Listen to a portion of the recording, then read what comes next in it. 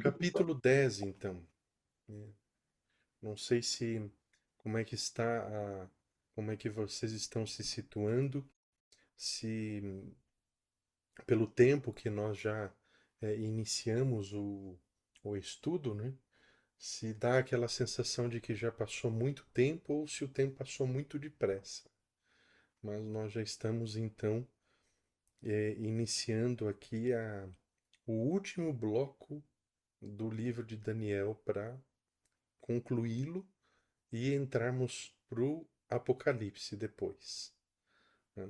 Então, o capítulo 10 ele é essa introdução para continuar ali, a, para que Daniel continue recebendo a revelação que aparece no capítulo 11. Inclusive, até antes de continuar com essa parte aí aqui, deixa eu mostrar para vocês. Então, a nossa tabelinha aqui, como nós vimos até semana passada. Já deve estar aparecendo aí para vocês, então. Então, essa informação que nós temos até agora, desde o capítulo 2 até o 9, considerando aqui a, a parte da interpretação profética, né? Como já consideramos aí a porção histórica, né? Então não estamos incluindo a parte histórica aqui. Então, nós temos os reinos, que agora, inclusive da perspectiva de Daniel até o capítulo 9, exceto Roma, Daniel já sabe até o capítulo 9, essa sequência aqui: Babilônia, Média-Pérsia e a Grécia, que são os reinos que competiam na época entre si pelo domínio de todas as coisas. Né? Então, basicamente, até o capítulo 9, Daniel só não tinha perspectiva do Império Romano, que ainda não, não é que não existissem cidadãos romanos ou alguma forma parecida disso, mas eles ainda estavam um pouco distantes de se tornarem esse império de ferro que se tornaram a partir a partir aí do segundo século antes de Cristo. Eles ainda eram colônias, eram uma população ainda um pouco pacata, até porque pela história, né, os romanos nunca tiveram uma cultura própria. Eles dominaram a Grécia e absorveram toda a cultura deles. Vocês têm aí, inclusive, as mitologias, né? A mitologia grega, os romanos adaptaram para si. Então, todos os deuses gregos receberam novos nomes. Então, Daniel já tinha essas perspectivas aqui até o capítulo 9, pelo menos até a Grécia, porque basicamente a Média Pérsia já começava a ter algumas guerras com esse reino aqui. Então vocês têm apenas recapitulando, esses símbolos aqui, né? Da estátua do sonho de Nabucodonosor, a cabeça de ouro, representando a Babilônia, enquanto que no capítulo 7 vocês têm o leão. Né? Nos capítulos 8 e 9 não aparece mais nenhuma correspondência ao reino babilônico. Por quê? Porque já havia sucedido, Babilônia já havia sido conquistada, dominada pela Média Pérsia. Até porque, segundo o que vimos no capítulo 8, né, a primeira informação é justamente o fato de que o capítulo 8 está paralelo ao capítulo 5. Né? Basicamente, o reino da Média Pérsia assume aqui já no capítulo 8. Então, Babilônia já não tem mais o que se apresentar aqui. Por essa razão, o capítulo 8 já começa com o carneiro que representa a Média Pérsia, lá com as suas características ali, com um chifre maior do que o outro, dava chifradas em 3 direções. Animal este que corresponde ao urso, que se levantava de um lado, né? Um urso manco. Não sei se. Talvez na natureza não seja difícil encontrar um urso manco, né? Mas esse urso também tinha 3 costelas na boca e comia muita carne, e que corresponde também ao peito e braços de prata. Da mesma forma, o ventre e os quadris de bronze, que correspondem à visão do leopardo do capítulo 7, que tinha 4 asas de ave, 4 cabeças e recebeu domínio, que também corresponde ao bode do capítulo 8, que lembra que esse bode voava, né? As suas patas não tocavam a terra, então ele basicamente voava. Além de possuir um chifre notável, que depois foi quebrado, se tornando 4, e aí essa pode ser identificada com uma expansão, para os 4 pontos cardeais, as 4 direções, e também é identificado com o reino da Grécia pela primeira vez, né, no livro. Esse poder é identificado de fato, assim como o carneiro também é identificado com a Média Pérsia. E da mesma forma, nós já havíamos visto as pernas de ferro, um animal terrível e espantoso que tinha dentes de ferro, chifres de ferro, e também no capítulo 8 nós temos uma primeira fase do chifre pequeno, a partir do verso 9. Lembram que esse chifre pequeno ele era mais audaz que os poderes anteriores. Ele atingiu o exército do céu, ele é muito forte, inclusive até chegando à Terra Gloriosa, e se exalta contra o príncipe ou o Messias, né? Tirando aí o contínuo, né? Nós vimos que, lembrem-se que a palavra sacrifício ela não aparece no texto original, então você tem o contínuo retirado, o que é a intercessão, a representação ali do sacerdócio, tanto terrestre quanto o de Cristo. O santuário, o lugar do seu santuário foi destruído, né, o santuário do Messias, num certo sentido, e estabelecida a abominação desoladora. Isso está ali a partir do verso 11 em diante. Então, nesse sentido, você tem aqui, inclusive, o comparativo no capítulo 7, verso 25, que nós vimos aí anteriormente, que o animal devorava, fazia em pedaços, pisava aquilo que sobrava, mas o chifre pequeno, ele chegou ao ponto de tentar mudar os tempos e a lei.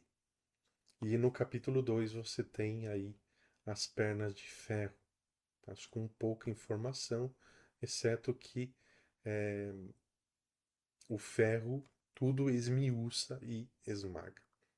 Depois disso somente, vocês têm aí a pedra cortada sem auxílio de mãos e que fere ou arrebenta ou quebra a estátua a partir dos pés, e depois a estátua cai e se transforma em pó, que é levado pelo vento, e a pedra se torna uma grande montanha, uma representação do reino de Deus, enquanto que no capítulo 8, no capítulo 7, você tem aí a visão do juízo celestial e depois o Filho do Homem, que recebe o reino, o domínio sobre todos os povos e que esse reino jamais passará. Então a disposição dessas frases aqui, ela também se acerta com o que Daniel viu no capítulo 2 sobre a pedra, assim como também Daniel viu no capítulo 8 e 9 sobre o santuário, sobre a justificação. Então, o santuário está aberto, pelo menos da perspectiva de Daniel, aponta ou o chifre pequeno será quebrado sem auxílio de mãos, e o Messias, ele morre, que é a solução para o problema do pecado, e a aliança seria confirmada com muitos, ou o que nós conhecemos ali em textos, como por exemplo, João 3,16.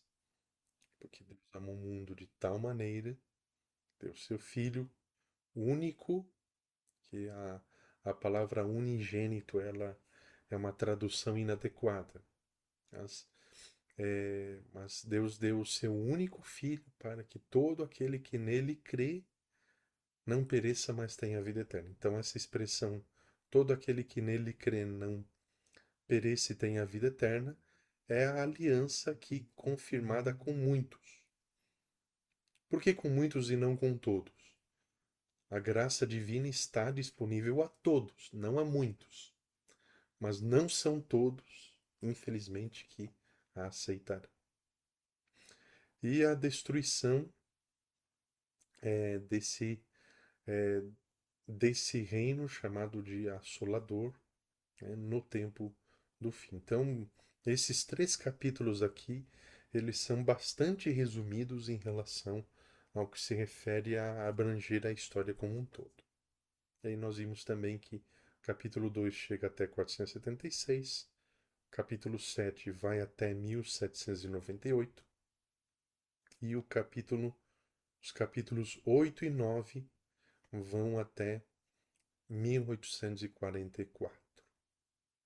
Então você pode perceber que existe uma progressão na à medida em que vamos avançando nos blocos aqui, num sentido assim mais horizontal, dessas interpretações da profecia.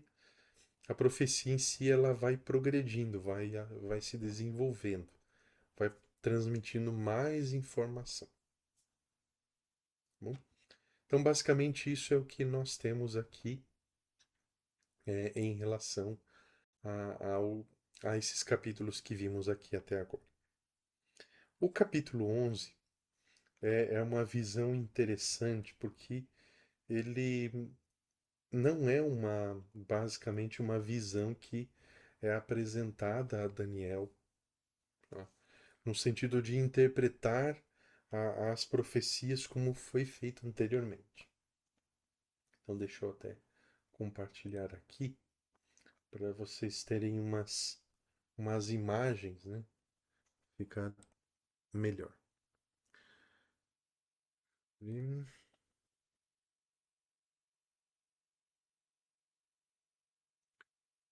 Já aparece aí para vocês.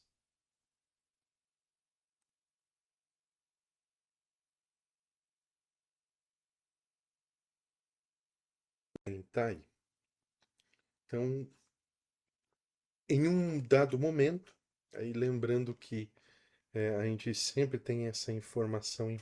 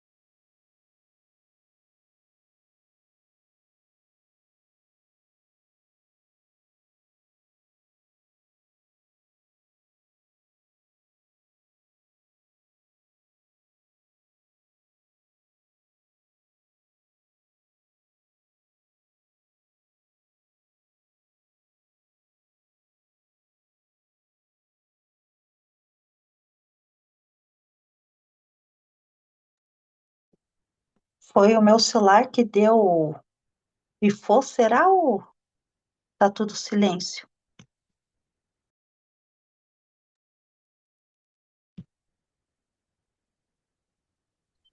Tá tudo silêncio, Cláudia. Ah, tá, então caiu a internet dele, então.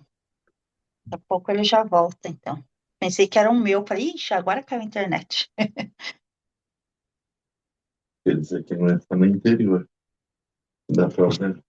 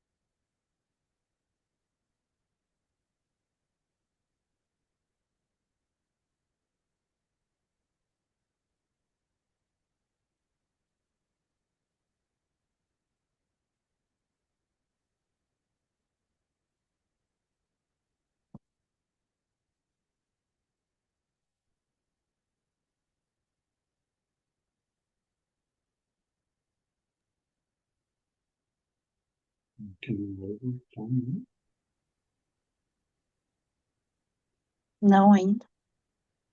Não.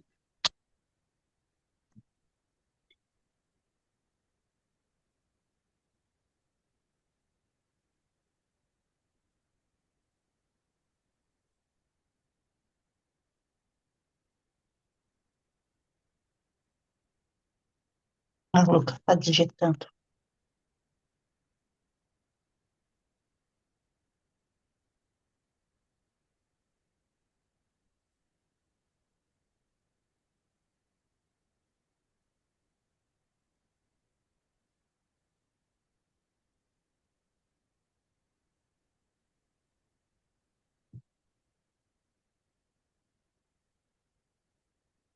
Ele,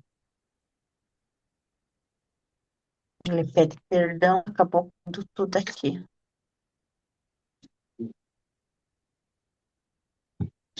Não, que é de Deus é assim mesmo. Ah, se fosse um site aí para ficar falando, os outros fofocando esses negócios, acho que dá essas coisas. Não,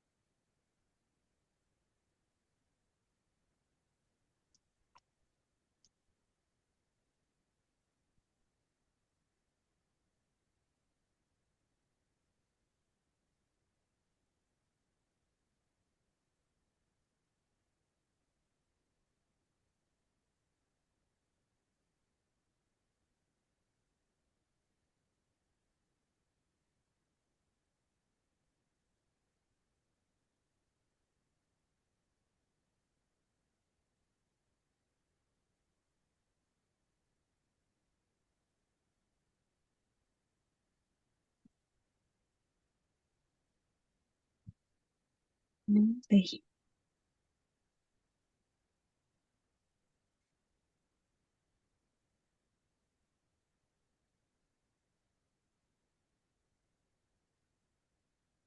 Ah, voltou.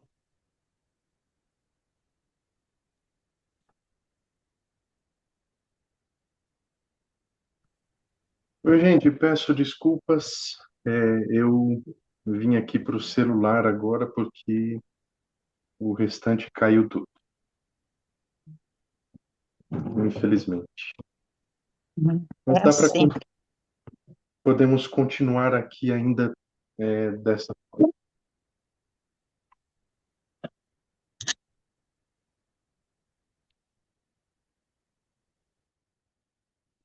Muito bem, então. É, a parte que eu parei, então, basicamente, foi que aqui no início do capítulo 10, você tem, então, essa informação sobre o início do reinado, perdão, o início a primeira vez que Ciro é apresentado aqui em Daniel capítulo 10, num contexto bem interessante. Então, a partir do verso 1, ali, mais uma vez aparece o nome Beltesazar. Ah, já explicamos, então, a respeito desse nome aí que Daniel recebeu na corte babilônica e ele ficou conhecido assim. Então, esse terceiro ano de Ciro, ele é a partir da queda de Babilônia. Então, mais ou menos ali, entre 536 e 535 antes de Cristo. Então, muito provavelmente Daniel já estava perto do fim da sua vida, com mais ou menos 88 anos. Isso se formos considerar que em 605, né, antes de Cristo, quando ele foi levado cativo, ele estava com 18. Então já haviam se passado aí algumas décadas. Então Daniel 10, verso 1 introduz essa seção final do livro, apresentando as circunstâncias que rodeavam aí Daniel por ocasião da sua quarta grande profecia.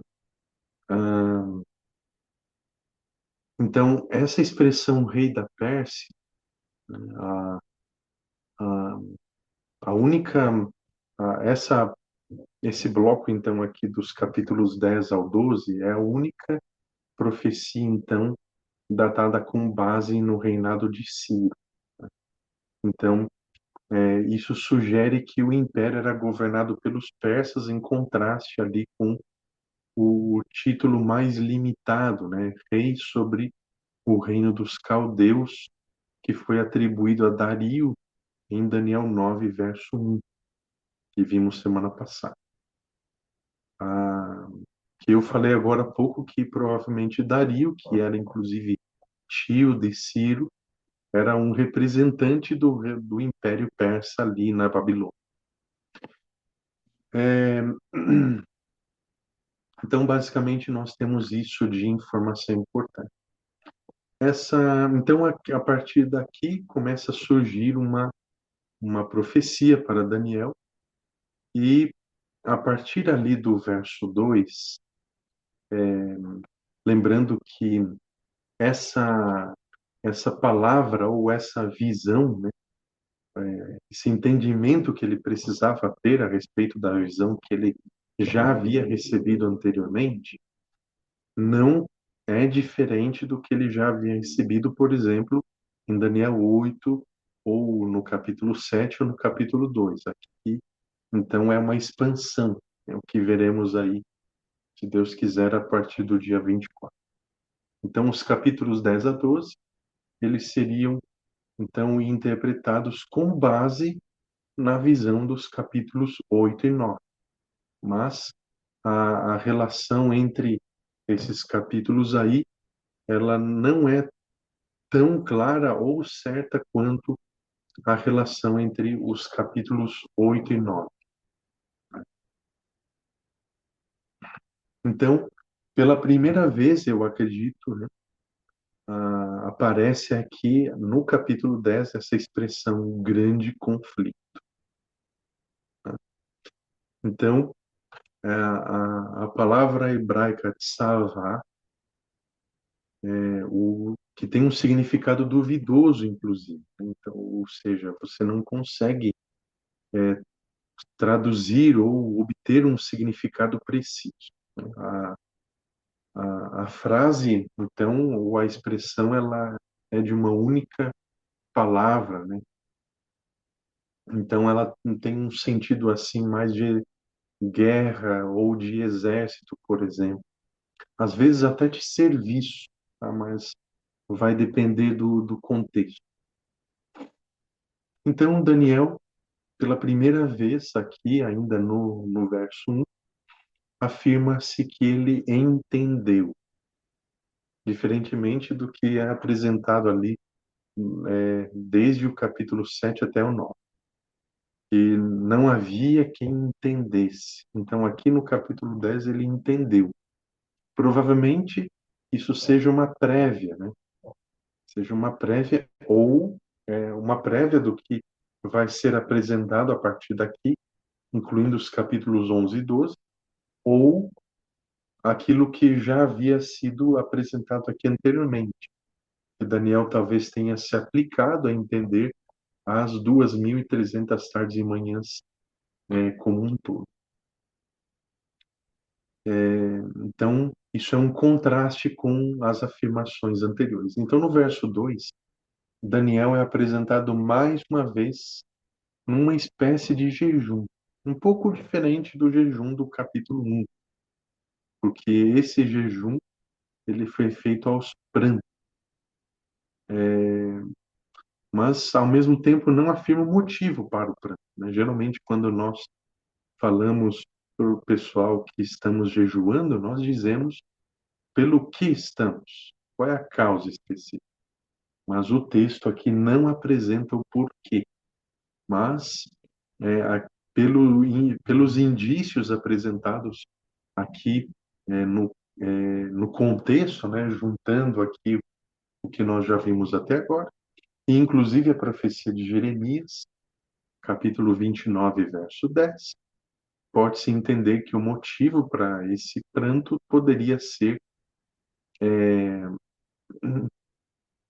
o retorno do exílio para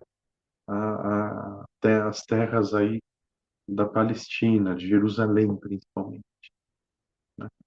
Nesse sentido, inclusive até foi por volta dessa época, quem está lendo aí o livro de Esdras, ali por volta do capítulo 4, né, deve estar vendo ali a oposição que surge por parte dos samaritanos.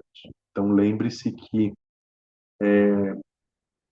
a maior parcela dos judeus já havia retornado para Jerusalém, para reiniciar a construção sob as ordens de Zorobabel, né, que é a sequência da linhagem dos reis.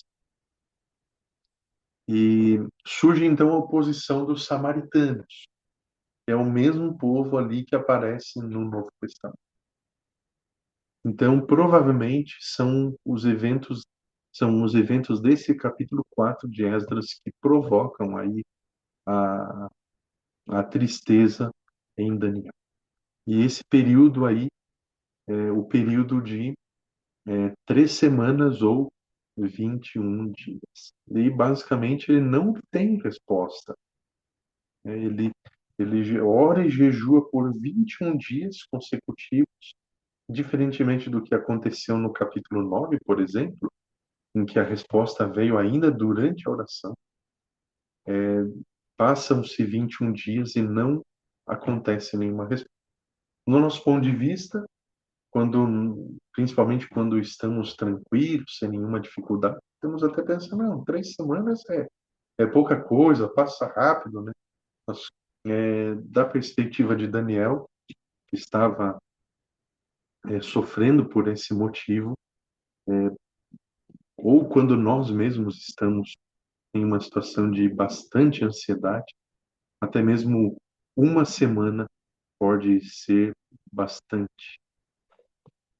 Então, pode ser que Daniel tenha sofrido por conta disso. E aí, no verso 3, aparece essa expressão manjar desejável, que quer dizer que ele pode ter comido apenas o alimento simples ou o suficiente para manter a sua força, né?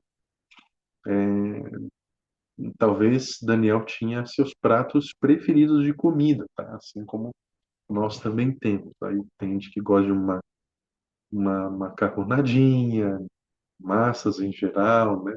Essas coisas aí. E até nem vou falar muito para não fazer surgir a fome em vocês novamente. Então, provavelmente Daniel tinha aí os seus pratos preferidos e também não se ungiu. Era muito comum que eles usassem óleos para suavizar a pele, né? Era comum entre os povos antigos, principalmente em países com clima muito quente e seco também, né? Não significa que eles não tomassem banho, tá bom? Eles não eram europeus da Idade Medieval, mas era muito comum, então, países com altas temperaturas, isso daí, né? Inclusive, Iraque e Irã são países que as temperaturas em certas épocas do ano as temperaturas são muito altas. Então, o profeta achou conveniente se abster dos luxos pessoais, né? Como no caso, o uso de óleos para a pele. E talvez seja parecido aí para deixar ela um pouco mais hidratada, não necessariamente perfume. Então, não podemos confundir aí esses óleos com os perfumes que os europeus usavam na Idade Medieval para disfarçar o mau cheiro, por exemplo. E aí, no verso 4, aparece então essa expressão no dia 24. Então, 24 menos 21, você tem aí quando que começou aí, então quase um mês aí inteiro, a maior parte do mês. Então, essa é a única data em que se menciona o dia exato de um mês em todo o livro de Daniel. Então, nada se diz quanto ao que se havia, se essa contagem foi feita com base no calendário persa babilônico ou se foi o calendário judaico, tá bom? Mas essa informação também não é a mais relevante diante do que o capítulo aqui nos apresenta. Então, inclusive até estava esquecendo de dizer para vocês, eu não estou usando a apresentação de slides aqui mais, porque eu não consigo passar ela para o celular aí a essa altura. Então, Daniel apareceu, ele se viu ali no Rio Tigre. Esse rio, ele pode ser uma correspondência aí a, ao rio Hidéquio, que aparece aí no mundo antediluviano do Gênesis, no capítulo 2, verso 14. Mas o rio Tigre é mencionado aí também. Aí aparece um ser celestial, no verso 5, e pela descrição apresentada aqui, que se assemelha a que João apresenta no livro do Apocalipse, é bem provável que seja Cristo aqui. Ainda no verso 5, aparece uma outra localidade chamada de Ufaz, e uma localização que não se sabe ao certo onde é e o que exatamente. Mas o nome aparece também em Jeremias capítulo 10, verso 9, como sendo uma terra rica em ouro, né? Então, alguns sugerem que o faz, por exemplo, seja um sinônimo de Ofir, que no Antigo Testamento é uma terra conhecida por ser rica em ouro.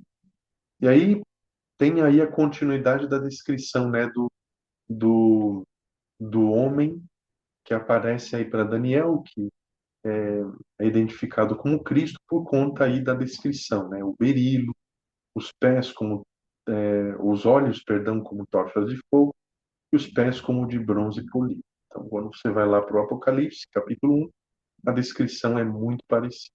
E aí, diferentemente do que acontece em capítulos anteriores, no verso 7, Daniel declara que somente ele viu essas coisas, e no verso 8 não restou força alguma nele.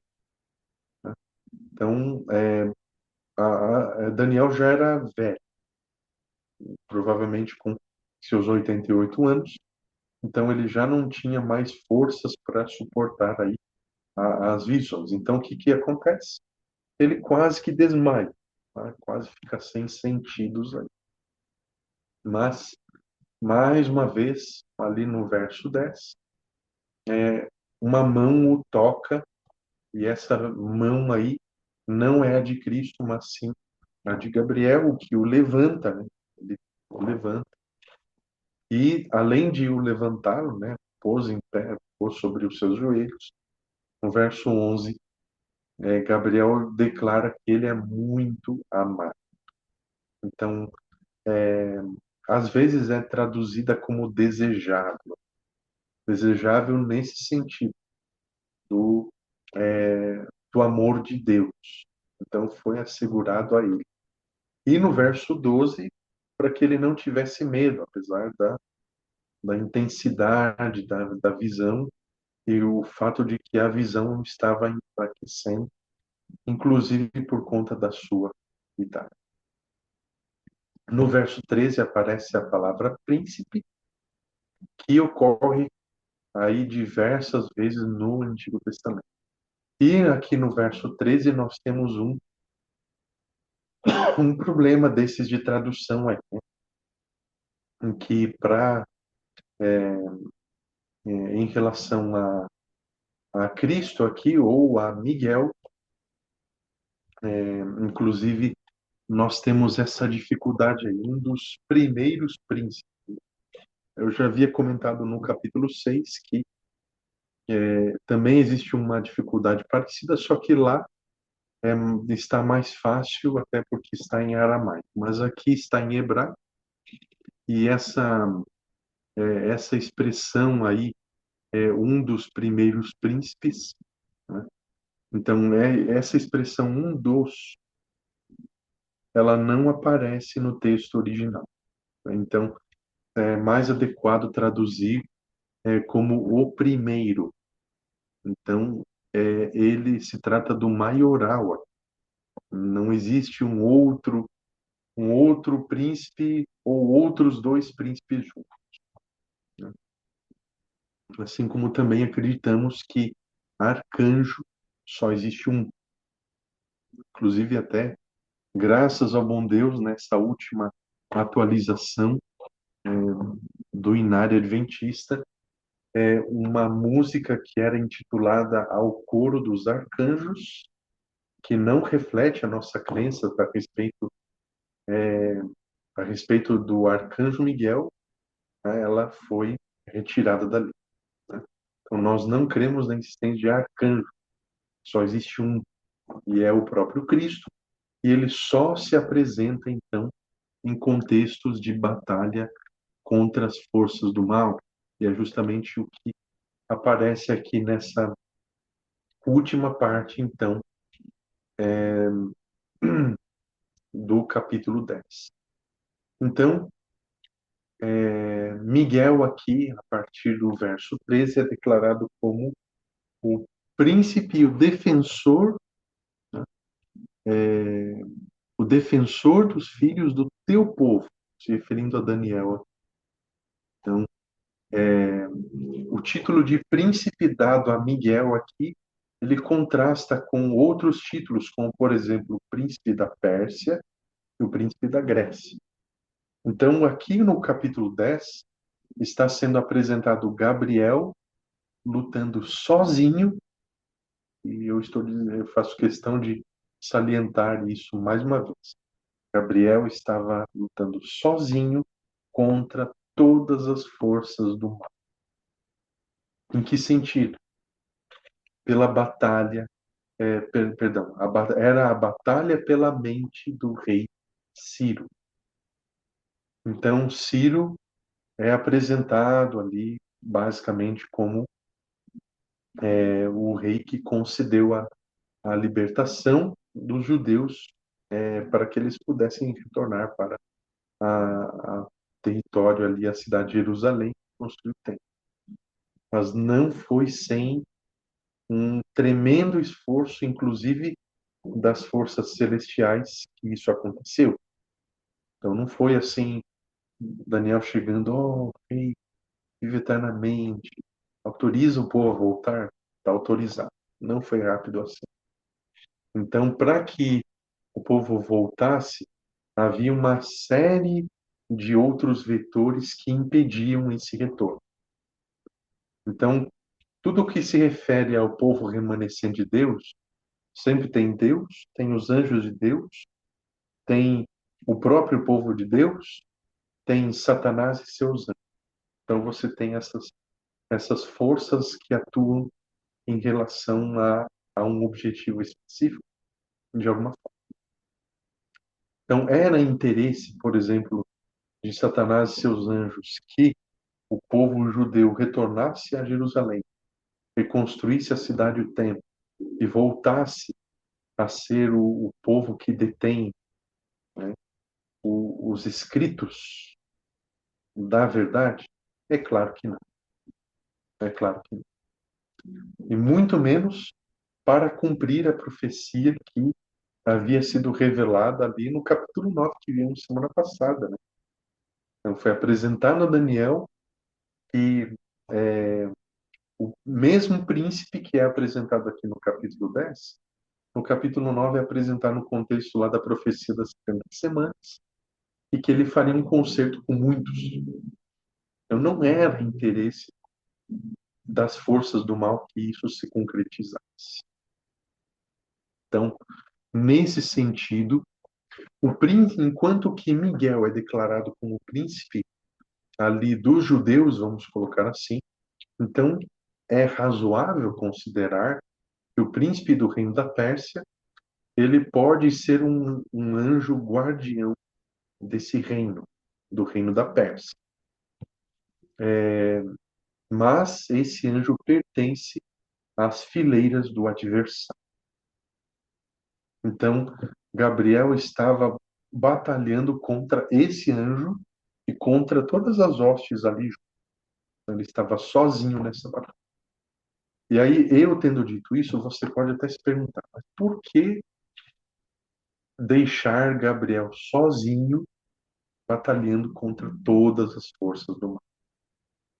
Nós não temos uma resposta muito detalhada, mas a mais contundente é que, basicamente, a maior parte, ou exceto Gabriel, as forças celestiais ou angelicais da parte de Deus não receberam ordens para se juntar a Gabriel nessa batalha.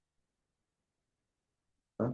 Essa é a resposta mais contundente, ou é a única informação que nós temos em relação a isso. Se nós formos ver só do ponto de vista humano, nossa, por que deixar Gabriel sozinho em uma aparente desvantagem? Né?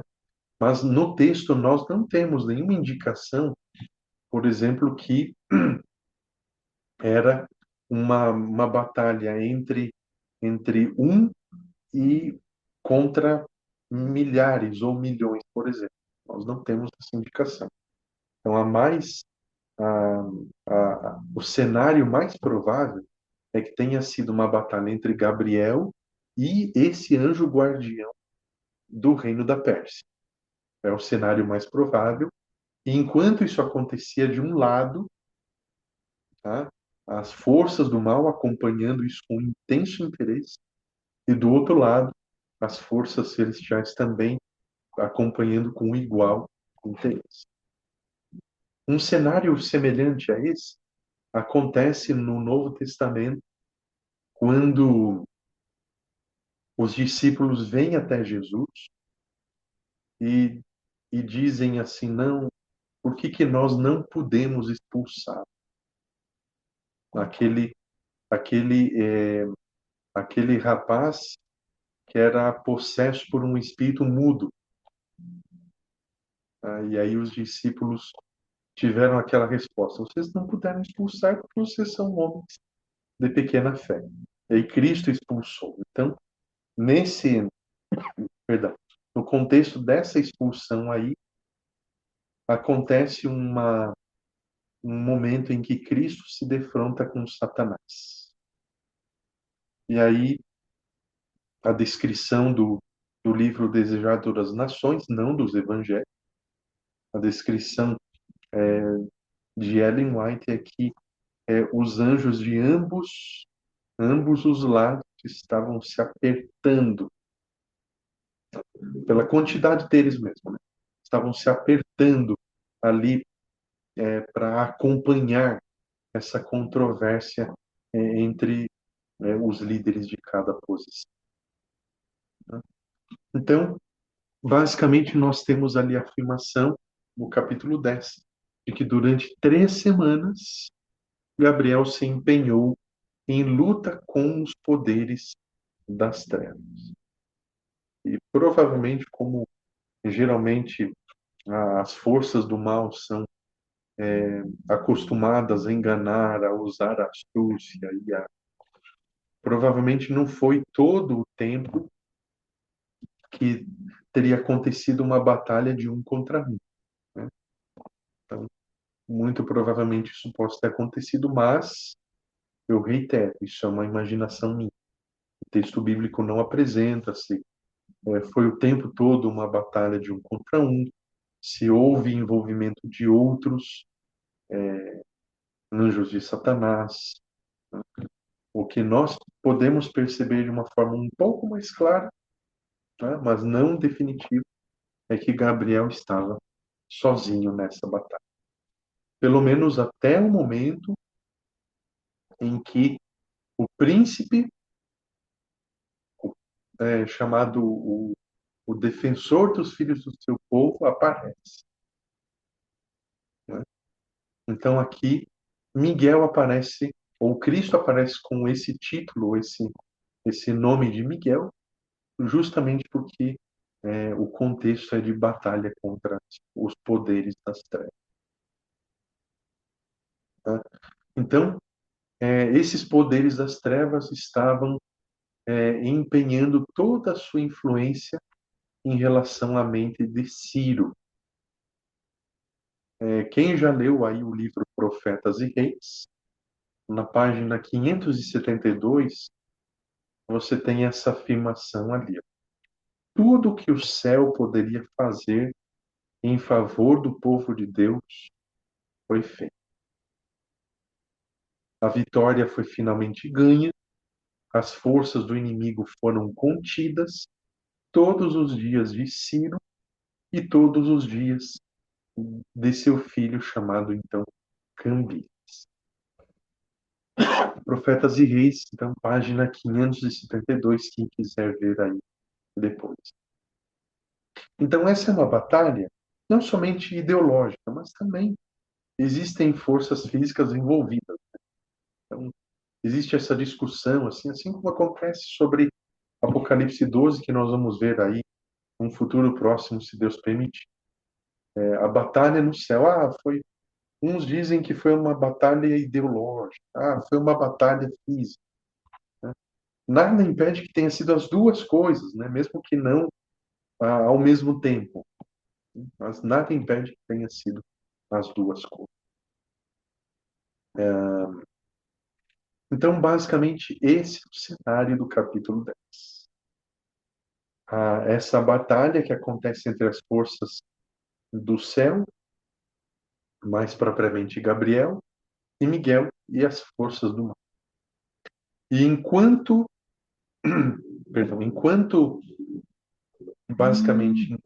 Gabriel está aqui para apresentar, só um pouquinho, enquanto Cristo está contendo as forças de Satanás, é o tempo, vamos colocar assim, né? É a oportunidade que Gabriel tem de então apresentar aqui o que nós veremos no capítulo 20, perdão, a partir do dia 24 de abril, essa visão mais detalhada, mas que ao mesmo tempo não é diferente das visões que nós já vimos anteriormente. Elas seguem os mesmos parâmetros. Uma das lições que nós podemos aproveitar aqui diretamente do capítulo 10 é que toda vez que você estiver orando insistentemente, perseverando, mas você não obtém uma resposta imediata, isso não significa que Deus não está ouvindo as suas orações, mas é muito possível que fora aquelas respostas padrão que nós dizemos, e não, eu não estou dizendo que não são respostas bíblicas, né? Deus responde de três formas assim, né? Sim, não e espere um pouco, né? Não é que essas respostas não sejam bíblicas, mas não é o único tipo de cenário que existe, tá bom? Então, não é somente eu e Deus e essas três respostas que existem, né? Eu oro a Deus, faço um pedido e aí Deus decide se vai dizer sim, não ou pedir para eu esperar. Às vezes pode ser que as forças do mal se empenhem e impeçam que Deus apresente para você qualquer resposta. Então, além de Deus dizer sim ou não, ou espere, também existe a possibilidade de Deus não dar nenhuma resposta. Não que ele não queira responder, mas porque pode ser que a resposta que ele está encaminhando seja através de uma pessoa, seja através do anjo, como aconteceu aqui com Daniel, ou seja através das situações do cotidiano que estejam sendo impedidas pelas forças do mal. Por essa razão, não deixe de perseverar em oração. Se for necessário, inclusive, jejue.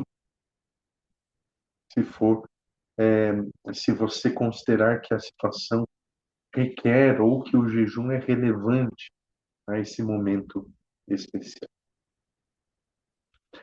O capítulo 10, portanto, apresenta isso aí para a gente, tá bom? E essa é a lição, inclusive, que nós podemos extrair dele, né? Nem sempre Deus responde de imediato, mas não significa que há momentos em que ele não dá nenhum tipo de resposta, mas às vezes a resposta pode ser impedida. Muito bem, não sei se ficou claro isso para todos, ou alguém gostaria de perguntar ou comentar alguma coisa. Se ninguém perguntar, pergunta. Também. Já vem o perguntador, o Isidoro gosta de perguntar. É um momento para isso. Que bom, né? Eu tava esperando se alguém se manifestar aí, pode ficar à vontade, né? Mas Sim. não, uma coisa que você estava Pois é. falando, né? Achei interessante. Eu comecei a ligar os pontos, né? Não sei se eu estou certo nesse raciocínio, porque daí você falou quando o povo estava saindo, né? Após os 70 anos lá de Babilônia, né? E isso não era de interesse de Satanás e tal, e como a gente já estudou, né, na lição da escola sabatina, muitas daquelas pessoas ficaram ali, né, que foram e se estabeleceram ali, muitos ficaram, não quiseram voltar. aparentemente, que eu me lembro era isso. Mas daí você veja, e daí você falou que foi demorou tempo, né? Tanto é que daí foi saindo, né? Aquele primeiro, segundo, terceiro decreto e tal, definitivo. E depois, lá, quando eles foram reconstruir, né? Os samaritanos, eles estavam fazendo o possível para impedir. Então, Satanás ele foi levantando, né? Sempre um povo, um obstáculo, né? Para poder não se cumprir também a profecia lá na vinda do Messias e tal. Mas daí, será que lá para frente, quando aquele ódio claro que a gente sabe que eles tinham raiva devido a várias situações ali pela maneira de adoração e tal, mas será que não começou por ali já aquela mágoa, vamos dizer, do povo hebreu com os samaritanos em relação assim que eles tinham aquela separação total, né? Qualquer coisa que se falava, nossa, mas ele é samaritano e tal. E até no período de Cristo aquilo foi se arrastando, será? É bem possível. É bem possível, porque as expressões, se você ler ali o livro de Esdras, as expressões que são utilizadas, como por exemplo, não, essa cidade rebelde vai ser construída, não podemos permitir, eu estou usando as minhas palavras aqui, tá? Então, a cidade de Jerusalém é uma chamada, nesse contexto aí, de uma cidade rebelde. Não, se levantou contra os reis. Não. Então, eles usam esse argumento aí para suscitar o ódio contra os judeus ali naquele período. Então, é bem possível que tenha começado ali, sim. E É permaneceu, né? interessante. Você consegue Sim, perceber no Novo Testamento o ódio de judeus contra os samaritanos e dos samaritanos contra os judeus, em forma daquelas verdade. tradições, assim. Os judeus diziam que é para buscar a Deus em Jerusalém. Os samaritanos ali naquela outra parte deles. Cada um deles tinha a sua própria tradição. Então eles não se misturavam, né? Não, eram os samaritanos tratados como um povo gentil. E aí aquela conversa de Jesus com a mulher lá no poço de Jacó, ela com certeza dividiu opiniões, né? Não é só o que a gente vê aí pela internet que faz isso, né? Dividiu opiniões. Mas pela primeira vez, Cristo conversando com uma mulher, como se fosse de igual Sim, para igual. Ela mesma fica surpresa aí, provavelmente, com essa atitude. Você, verdade. você Sendo judeu e judeu. ainda mais homem. Então é muito provável que sim, que tenha começado ali naquela época.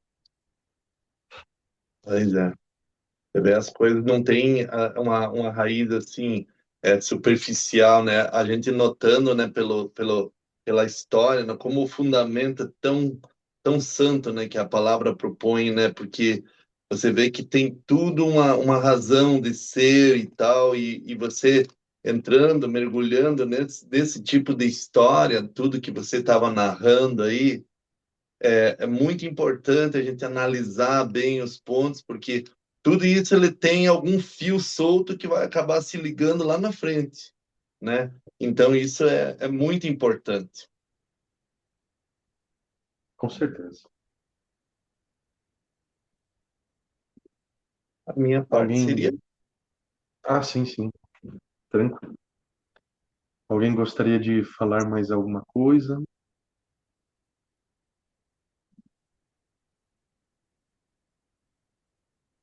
Muito bem, então. Então, ficamos com o apoio aí, então, do pastor Paulo, né? Estamos tendo esses estudos, inclusive aí, muito grato a ele por essa oportunidade. E aí, não semana que vem, Mais uma vez, na outra, nós retornamos com o capítulo 11 já, né? E aí nós retomamos aquela mesma linha que vamos acompanhando desde o capítulo 2, né? Só que esse capítulo 11 vai exigir um pouco mais de nós. Já antecipo isso. Muito provavelmente não iremos apenas no dia 24 concluir. É mais provável aí no dia 1º de maio. Então já se preparem nesse sentido. No entanto, é um estudo compensador, sabe? Assim, é um estudo compensador, mas que em certo sentido também tem seus riscos, né? Vocês devem ter notado em algum momento que geralmente não existe muita exposição a respeito desses capítulos finais aí, o 11 e o 12. Justamente porque, mesmo esses capítulos fornecendo vários detalhes e muito importantes para a gente, ao mesmo tempo tem muita especulação em torno de datas, em torno de certos acontecimentos que ainda não se cumpriram. Então, infelizmente, isso também existe e, ao mesmo tempo, também acaba afastando as pessoas do interesse de estudar esses capítulos e até o livro como um todo, né? Por conta das especulações.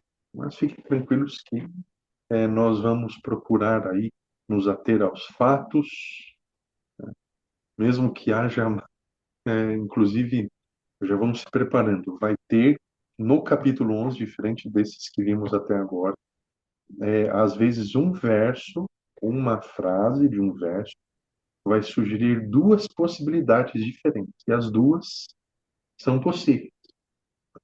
Não vai ser possível escolher apenas uma.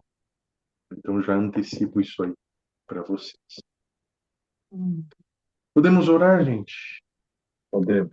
E lembrando aí, a partir de agora, então, sempre que vocês tiverem algum tempinho, né, obviamente que ninguém tem tempo sobrando, mas se vocês tiverem um tempinho, e principalmente sexta-feira que vem, dia 17, coloquem as leituras em dia, tá? Principalmente esses livros aí, adicionais, Esdras, Neemias e Esther, que apresentam um complemento importante ao que nós estamos apresentando aqui. Bom, gente, eu quero agradecer, então, mais uma vez, o acompanhamento, a atenção de vocês aí. Estamos ali no grupo, qualquer coisa que surgir, ou se surgir algum interessado em estudar, mesmo que ainda já esteja terminando o livro de Daniel, não tem problema, né? Pode entrar sem nenhuma dificuldade. Vamos orar? Tá. Pai nosso que está nos céus, somos gratos ao Senhor pelo teu auxílio, sempre quando é necessário, sempre no momento certo. E além da oportunidade que temos em estudar o livro de Daniel e as suas particularidades, apesar de que também tem os seus desafios, mas agradecemos ao Senhor porque temos o material, temos também a própria interpretação da tua palavra, que é ainda mais importante. E estamos quase terminando este livro pela tua graça. Por favor, continua nos ajudando,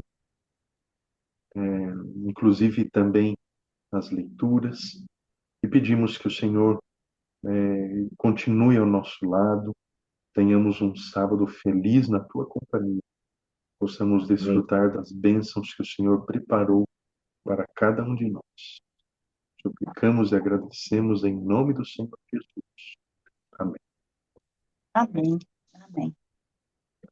Até Já dia 24, ou dependendo se surgir alguma outra coisa, nos vemos aí. Um abraço a todos. Deus Um abençoe. abraço, que Deus abençoe, Tchau, tchau. Lucas. Um bom sábado para você. Tchau. Momento. Sábado Tchau, pra gente. Um bom sábado para todos.